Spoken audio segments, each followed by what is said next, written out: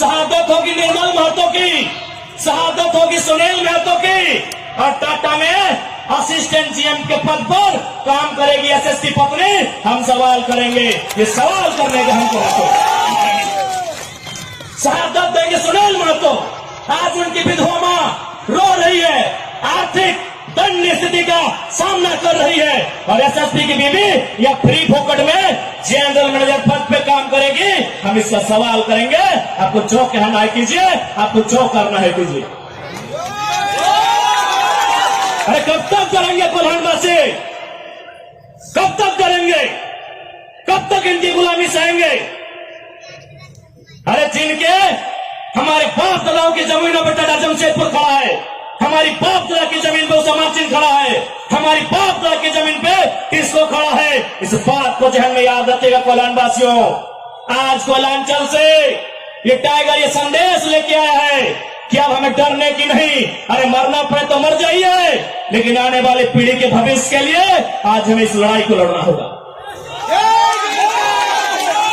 मैं लोकतंत्र के चौथे स्तंभ के माध्यम से मैं सवाल करूंगा टाटा मैनेजमेंट से कि ललित दास कौन है? Who is Lalit Das? What is his ability? उसकी योग्यता क्या है? कौन है ललित दास? उसकी योग्यता क्या है? कितना तक पढ़ा है कि आज सीएसआर को संभालेगा, आज IL6 में नौकरी करेगा, सारा चीज का गांव गजरा, एक नहीं 18 गांव टाटा की योजना है, और छत्तीसगढ़ का रघुवर दास जी का बेटा ललित दास यहाँ IL6 में नौकरी करेगा, सीएसआर को संभालेगा। हम सवाल करेंगे, पूछेंगे मैनेजमेंट से, छापिए इसकी हेडलाइन में कि जयराम महतो टाटा प्रबंधन से सवाल करता है, जमशेदपुर की टाटा प्रबंधन से कि ललित दास कौन है, क्या है इसकी योग्यता? बाहर बात अच्छा मजाक बना के रख दी है, कत्ल होगा हमारा, लहू बहेगा हमारा, हमारी लहू से स्वर्णरेखा की नदी लाल होगी, हमारी लहू से दामोदर की नदी लाल होगी, और ललित दास माला माल होगा।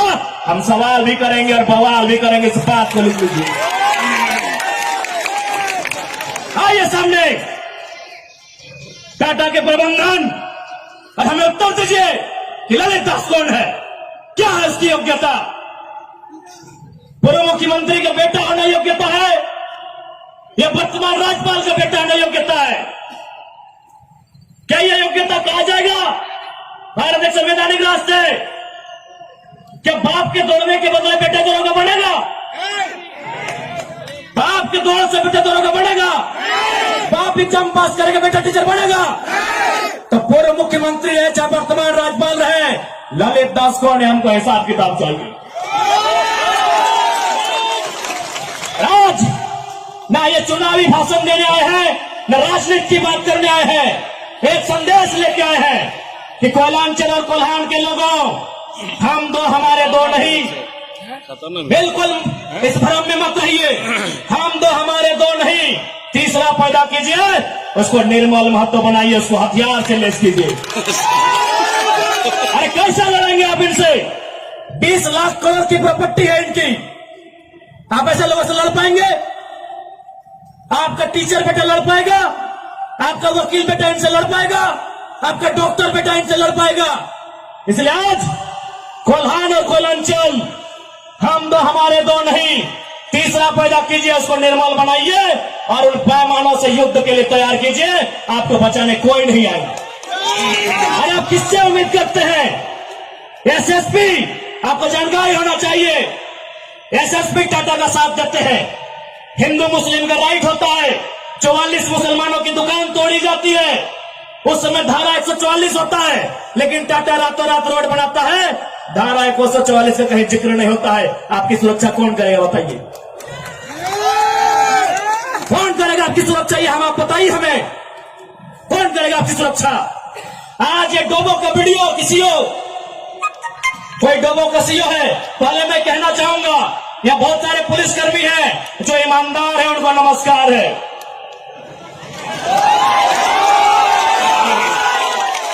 आईएएस रहे चाहे आईपीएस रहे, जो ईमानदार है उनको नमस्कार है। अगर कंपनी में भी ईमानदार लोग हैं तो ईमानदार है उनको नमस्कार है। लेकिन सुनने में आया है कि टोबो का सीईओ 20,000 रुपया प्रति एकड़ अपने बाप का जमीन मोटेशन करवाने के नाम पे मांगता है। ऐसे सीईओ को जो टोबो का सुनने में आया है उसको तो हम होने में लेकर डुबा दीजिए। इस बात को हम चिन्ह ठोक के कहेंगे। उसका बाप का जमीन है क्या? 20,000 नहीं, 20 पैसा नहीं मिलेगा, 20 पैसा नहीं मिलेगा। वीडियो का बाप का जमीन है, सीईओ का बाप का जमीन है क्या? लेकिन आपके बाप का दादा का ये जमीन है। ये 4,000 साल से हम ये खेती बाड़ी करते हैं, ये हमारा प्रमाण है। अरे अब तो दुनिया के वैज्ञानिक मान रहे हैं कि सबसे पहला इंसान सिंहभूम से निकला था। आप गर्व कीजिए अपने इतिहास पर, आप गर्व कीजिए अपने इतिहास पर। ये हम नहीं कह रहे, ये दुनिया के रिसर्च की टीम कह रही है कि जब दुनिया जल में था और जल से जो मिट्टी का कण पहले बाहर आया था वह सिंहभूम का इलाका था। ये दुनिया का रिसर्च टीम कह रही है। यानी ये जमीन हमारी है, ये भूमि हमारी है। और आज यहां हम बेगाने बन के बैठे हैं, आज यहां हम दर बदर की ठोकरें खा रहे हैं। आज हमारे यहाँ कत्ल किया जा रहा है और एकदम साल दर साल किया जा रहा है। 77 में, 87 में, 97 में, 7 में एकदम कंटिन्यूली हमारा कत्ल किया जा रहा है। और आज हम हाथ धर के बैठे हैं। आज हम कहना चाहेंगे, आज बिल्कुल अगर हम होते निर्मल दा के समय, यदि हम होते सुनील दा के समय, कसम से आंख से आंसू नहीं बहाते, कसम से आंख से आंसू नहीं बहाते। उनकी मौत के साथ साथ और 100 को लोगों को मरने के लिए तैयार करते हैं और आंख से आंसू नहीं उनको नदी में बहाते हैं जो उनकी मौत का कारण बने थे। हमने आंख से आंसू बहाया, हमने अनाथों जैसा अनुभव किया कि हमारे लीडर चले गए। अब रोने का समय नहीं है, अब बिलखने का समय नहीं है, इंतकाम का समय है। क्योंकि आने वाला 20 साल बाद आने वाली पीढ़ी ना वो निर्मल दा को पढ़ने का समय जुटा पाएगी, ना वो बिरसा मुंडा को पढ़ने का समय जुटा पाएगी, ना वो शेख भिखारी को पढ़ने का समय जुटा पाएगी। आने वाली पीढ़ी सवाल भी नहीं कर पाएगी। इसलिए आज आपको अपने हर एक घर से, हर एक परिवार से एक एक औलाद को, चाहे बेटा या बेटी रहे, एक एक औलाद को फौलाद बनाना होगा। ये आज मैं कोल्हान वासियों को कहना चाहूंगा।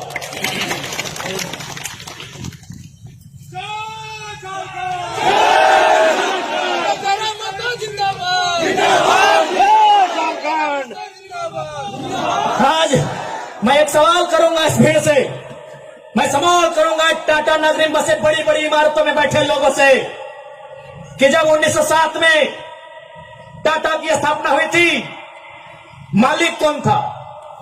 टाटा का कोई होगा? जब 1907 में टाटा की स्थापना हुई थी, मालिक कौन था? Who was the founder? Who was the owner? Tata का कोई होगा? नौसेरे भाई टाटा या जो भी उनका नाम है। आज 115 साल बीत चुके हैं। आज टाटा का मालिक कौन है? आज भी टाटा का मालिक टाटा का वंशी है।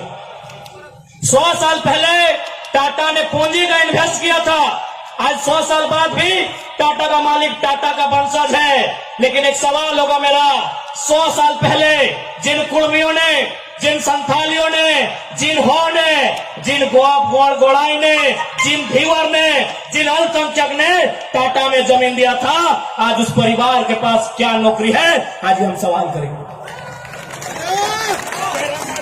अरे आपने पूंजी लगाया, 100 साल बाद अब मालिक है। हमने भी पूंजी दिया है। पूंजी 2 प्रकार की होती है इंपॉर्टेंट, एक जमीन, दूसरा अर्थ। अर्थ आपका, मालिक आज आप है, जमीन हमारी, हम कहां है? ये सवाल करेंगे। ये कैसा देश है जो कहते हैं ये गांधी का देश है, ये किसानों का देश है? गांधी जी कहते थे कि किसानों की आत्मा बसती है गांव में, तो आज कहां है गांव? आज कहां है किसान? केवल पूंजीवादी का हावी, आज चारों तरफ केवल कैपिटलिज्म के लोगों का दबदबा। ठीक है, हम विकास के विरोधी नहीं है। अरे हमने इंसान भी दिया है और जमींदार भी दिया है। हमने इंसान के रूप में कभी बिरसा भगवान को दिया, कभी भागीरथ मांझी, कभी तिलका मांझी को दिया, तो कभी निर्मल महतो, तो कभी सुनील महतो जैसे शेर को हमने दिया। और जमीन की बात कीजिएगा तो जहां तक टाटा की नजर जाएगी वो जमीन सारी की सारी हमारी है। क्या नहीं दिया हमने विकास के नाम पे? विकास के नाम पे हमारा कत्ल हुआ, विकास के नाम पे हमारा गांव उजाड़ा गया, विकास के नाम पे हमको लूटा गया। और आज अगर हम सवाल करेंगे तो आप हमें उग्रवादी जैसे शब्दों से नवाजेंगे। तो आज ये बात जान लीजिए, भले आज ये आपका समय है क्योंकि प्रधानमंत्री आपके हैं। सही बात है, किसानों के प्रधानमंत्री नहीं है। भले आप भावनाओं में वोट देते हैं, आज फिर किसान आंदोलन कर रहा है। किसान 700 मर चुके हैं, ये किसानों के प्रधानमंत्री नहीं है। अगर ये किसानों के प्रधानमंत्री होते तो एक रूल बनाते। 1984 तक टाटा ने जो 15,000 एकड़ जमीन का अधिग्रहण किया है उसमें मात्र 3,000 एकड़ में प्रोडक्शन का काम हुआ है। मात्र 3,000 एकड़ में कंपनी का एस्टेब्लिशमेंट किया गया है। यदि ये देश और ये वर्तमान के प्रधानमंत्री अगर किसानों के होते तो एक फरमान जारी करते कि बाकी जो आपके पास 12,000 एकड़ बचा है उसे पोल्ट्री फार्म खोलना है क्या? उसे पोल्ट्री फार्म खोलना है? जी नहीं, रियल एस्टेट को बेचना है। हमारी जमीनें टाटा डिसाइड करेंगे रियल एस्टेट को बेचना है। इसलिए अगर सच में ये किसानों के प्रधानमंत्री होते तो एक नियम बनाते, और ये नियम है भी, बकायदा न्यायालय में चर्चा हो चुका है कि यदि किसी कंपनी ने जमीन लिया है और उस जमीन पे काम नहीं हुआ है तो रैयत को वापस लौटाना चाहिए। टाटा ने 15,000 एकड़ जमीन लिया है, मानते हैं 3,000 एकड़ पर इन्होंने काम किया है, चलिए 3,000 एकड़ एक्स्ट्रा, अभी भी 10,000 एकड़ जमीन है जो इनके कब्जे में है, वो यहाँ के रैयतों को वापस मिलना चाहिए।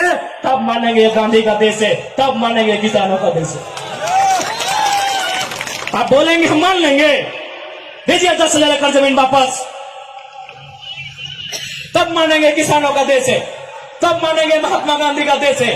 आज और तमाम जितने भी IAS, IPS मिनिस्टर, आज अगर मैं साफ कहूंगा कि संविधान की जितनी हत्या उग्रवादी आतंकवादी करते हैं उससे कहीं ज्यादा वो IAS, IPS और मिनिस्टर संविधान की हत्या करता है जो पूंजीपतियों का साथ देता है।